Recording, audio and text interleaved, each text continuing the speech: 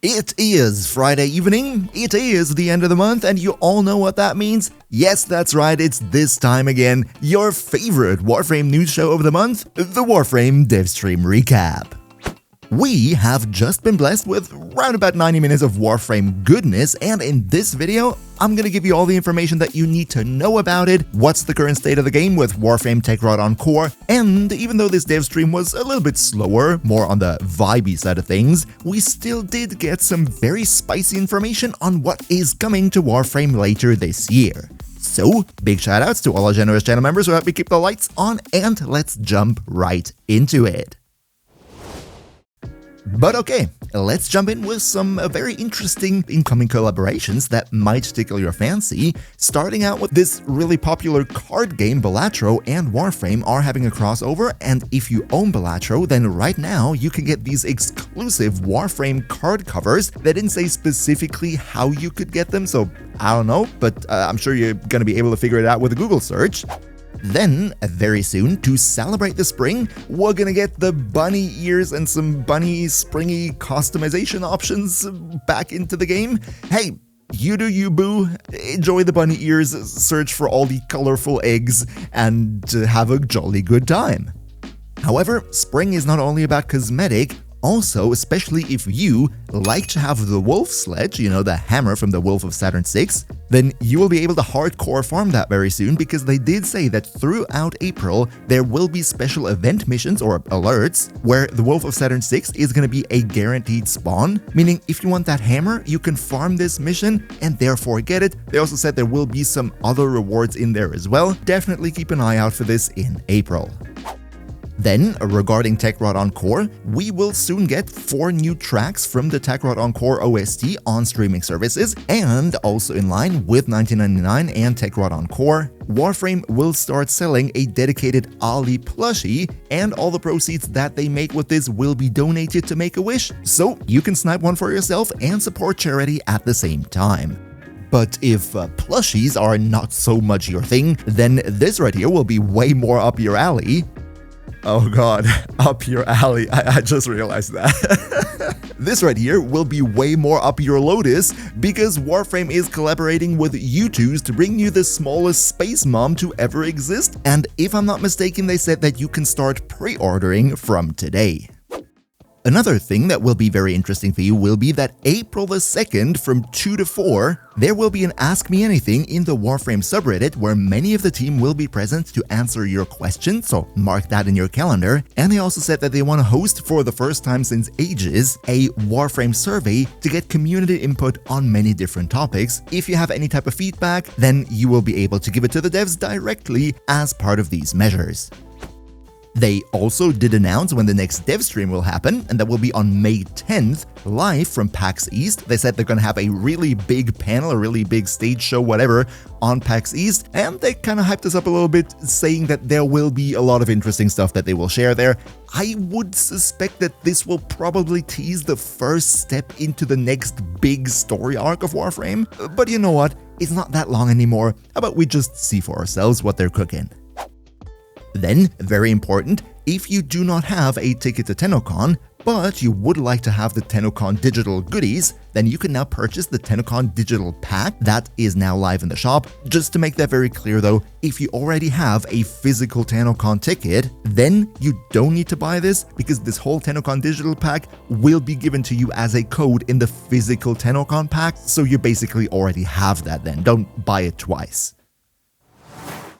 Wow. I just realized that was a whole lot of housekeeping actually, but we're done with that now. Let's talk about the bigger topics of the stream, and the first one would be, and I think this is a great news for a lot of you out there, Warframe will finally come to Android later this year. They showed on stream for a couple of seconds a working Android beta build.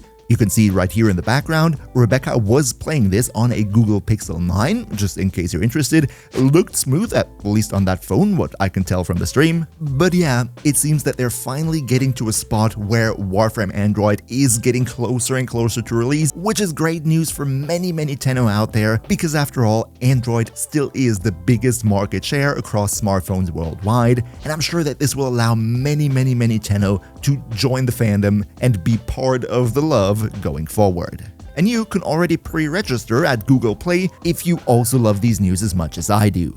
And as always, if you could maybe leave a like for the video, that would be mwah! Big 10 kisses, because it always helps me big time with the YouTube algorithm, so cheers so much for your support. Up next, let's talk a little bit about Warframe 1999. See, the fun thing with 1999 is, to me, and I think to many of you also, it feels like we're still very much in the middle of it, and frankly, we are. I mean, there's so much stuff that I still have to do that I didn't even get to, because making videos takes a lot of time. However, one thing that we also sorta gotta start realizing now is that the whole Warframe 99 arc, the 1999 season of Warframe, is now officially over. If you've been following Warframe for a while now, then you know the sort of life cycles of the game, and that usually starts in December with the biggest mainline update of the year, which brings a whole lot of new stuff, and then the spring update usually builds up on that December update. But then after the spring update is out, which now has been Tekrot Encore, they start focusing and already ramping up to the next big release that will happen at the end of the year. And that also means that Warframe 1999 is now officially done. We're probably soon gonna get the first teasers for what is next. And I don't know about you, but for me personally, 1999 felt like something really big, like the next level, basically. To me, 1999 really felt like Warframe 2. And Steve also confirmed at the end of the dev stream that 2024, and therefore also 1999, was the biggest year that Warframe has ever had. So yeah, long story short, they briefly went over these sort of milestones that they went through with 1999, and that was really interesting and also mind-blowing to see how fast they pumped out all this brand new stuff. The first idea to make something 1999 themed happened 2023, which is a crazy short time frame if you're thinking about it for a minute. I just want to say at this point, big respect to the dev team, because no matter if you personally, subjectively liked the whole 1999 thing or not, I think we can all agree that this is a tremendous accomplishment for a video game company like Digital Extremes, who don't have multiple sub-studios and thousands of employees, right? Digital Extremes is not Ubisoft, so it's even crazier if you think about what they bring us. But alright, I get it, you're not here for some sentimental talk on how great everything is. I know, let's talk a bit more about what's actually going on in the game right now, speaking about the Tekrot Encore update from last week, and the current state of the game, bugs that are still persisting, and what the devs are doing right now to get the game into a bit of a better shape.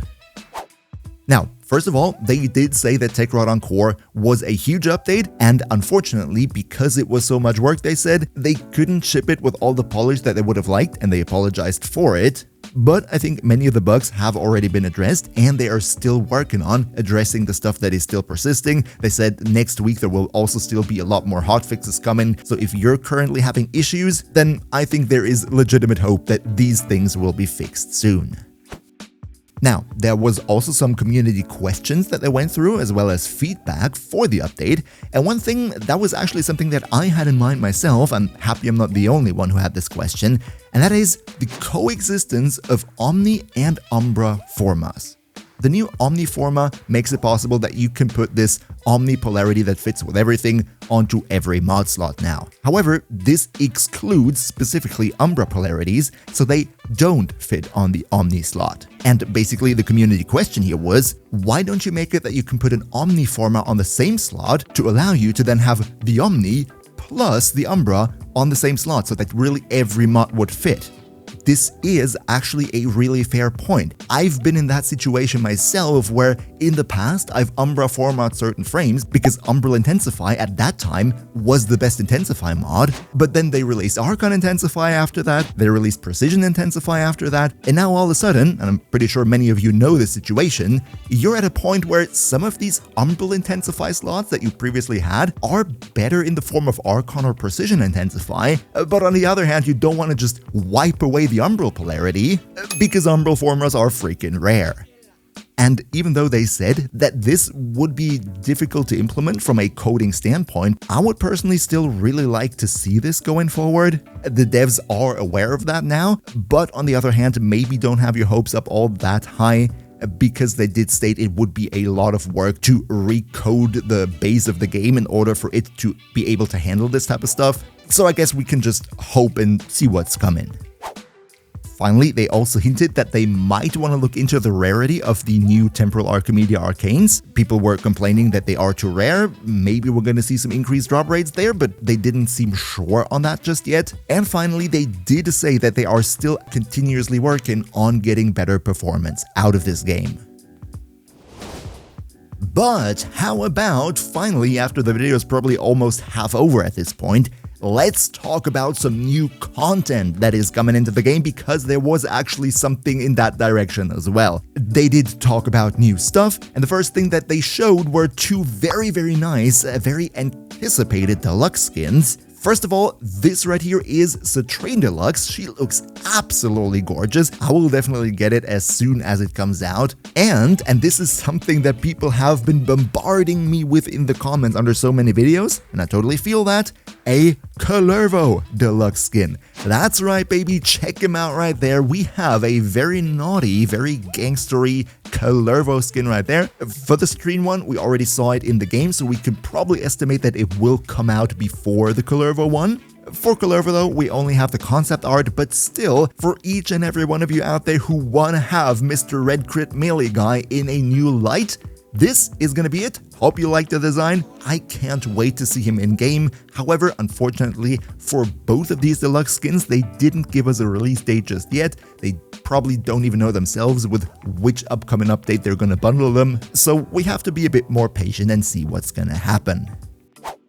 And talking about deluxe skins, there was some talk among the devs what will be happening with proto frames, but here I really do not know whether they were basically saying proto frames is over now, or whether they were trying to hint at future proto frame releases, maybe potentially hypothetically. I don't know, so I can unfortunately not give you a satisfactory answer on whether your favorite Warframe XYZ will be receiving a Gemini skin, but if there will be further proto frame skins, I would suspect it to not happen anytime soon. But you know what? That's just my personal thoughts, so make out of that whatever you want. Next, and this is probably one of the bigger things happening this year, remember Bossfights in Warframe? You know, Captain Vor, or the infamous Sergeant? Warframe Bossfights on the star chart, you know, they try to retouch it here and there, but they kinda sorta are not all that amazing. And they do realize that, and this year we will get a boss rework. That's right, in this dev stream they showed us sort of a little tidbit of the new Captain Vor boss fight, which now looks very cool. You can also see it in the background right here. First of all, everything you see here is first draft dev build, right? Lighting is not right, animations are buggy and everything. But essentially, they made it a two-stage fight. First of all, this is the first room where Captain Vor will be fighting you. He will get new moves and skills to make it a bit more engaging. And then when you shoot down the first 2/3 of his health bar, he will teleport away out of this room to enter the final stage. And you have to move through a certain area where there will be energy lasers coming towards you, so there will be a parkour element as part of the boss fight. To then, when you make it through this tunnel, enter into a second boss room with floating platforms where the final showdown will happen. Of course, this dev build right here is still pretty rough, but I think once the whole thing is done, this will be a way more engaging boss fight, and they said that this year they want to look into making the boss fights on the star chart more engaging, also bringing in more loot and rewards so that there is actually an incentive even for Steel Path players to revisit those bosses and farm the new stuff that you can get out of them, as well as, and they also mentioned that this is on their agenda, reworking junctions too, because let's be real here, right? The junctions between planets on the star chart, you can literally cheese each and every single one of them with a Radial Blind Excalibur and then just melee finish the Spectre there, one-hit them. This is really still a 2013 relic, and I'm happy that they're also addressing this. And finally, the last big topic of the dev stream, and that was actually my personal highlight in the very literal sense, because they did show an upcoming Warframe lighting rework, and boy, just take a look at that. This looks absolutely gorgeous, right? This is not a whole new engine or anything, this is still the same 3D models, the same textures, the same Warframe. The only thing that changed here was the lighting system, and boy, what a difference, what a night and day difference this makes. Just take a look at that. That looks like a 2025 game right there, not like something that came out in 2013, even though there is still the level geometry from 2013 in there. Honestly, this looks brilliant, and I can't wait to have Warframe look like that with the new implementation of the lighting system. It's so atmospheric, and this thing alone will probably give me so much more replay value of older levels. And before we wrap it up for today, let's take a look at this picture right here for a second. This is a promo picture for the TennoCon Digital Bundle, showcasing the new Syandana as well as the TennoCon Sigil, and what I'm about to say now is very much speculation, right? I do not have any in-depth information, I haven't seen any leaks, right? This is just a guy looking at a picture and expressing some stuff that comes into his mind. But let's take a look into the glass bowl and try to assume what the visual design of this might tell us about the next big thing, which is going to happen later this year with Warframe. Now, first of all, when we take a look at this here, the Syandana here looks relatively Void-y, right? This gives me a lot of Zeraman vibes, maybe like Void Zeraman type of stuff, because it reminds me of some of these older artworks. However, what's much more interesting here would be the sigil. Let's take a look at that. I don't know about you, right? I might be totally wrong here, might be completely off, but when I take a look at this kind of looks like a star map to me. I don't think that's too far-fetched. We've seen stuff in science fiction media that looks similar to this and has to do something with planetary bodies in the past, but to me this kinda sorta gives me the vibe as if the next update will have to do more again with the void itself, maybe the man in the wall. They did say that the hunt for Albrecht Entrati is still gonna be part of the next big storyline, so the Entrati storyline is not over, but potentially, hypothetically, we're gonna be going to space again? Maybe to another star system other than the Origin system? Is there maybe a star system where some sentient creatures come from? Could it be that this star system is called Tau? We don't know. I have zero idea, like literally, I'm just talking at the top of my head right here. Feel free to leave your predictions in the comments down below. How does this art feel for you? Which vibes does it give you? And please, DE, if you see this right now and I happen to be 100% right, please don't copyright strike me, right? I'm just taking a blind guess here. I haven't hacked your system and I haven't had any leaked information, okay? Okay, let's hope I'm just completely wrong. But anyway, leave your opinions down below, and usually this would be the part where I shout out the credits of my videos, that being the generous channel members, but I think given how much work and effort the team has put into Warframe 1999, this one time, for this video, I'm gonna give it to Space Mom to shout out all the nice people who brought these big updates to us. Here you go, hope to see you in the next one, and have a nice weekend. Are a part of this. This might be missing some folks, but in any case, we got the chance to work with a really amazing group of voice actors for this and musicians. So we'll talk about that. Of course, Matthew Chalmers in the band for all the music. We had Ben, Alpha, Melissa, Amelia, Kevin Treve for our original proto frames. Then of course the Drifters, you all know, Scott, Griffin, Emily, Maya, and then James Conlon with Ollie, Kevin Lim with the announcer, and then Emma Martello came back for Cephalon Sai. Our villains were played by Elsie Lovelock and Neil Newbin. And then for Tekra Encore, you may or may not know some of the voice cast.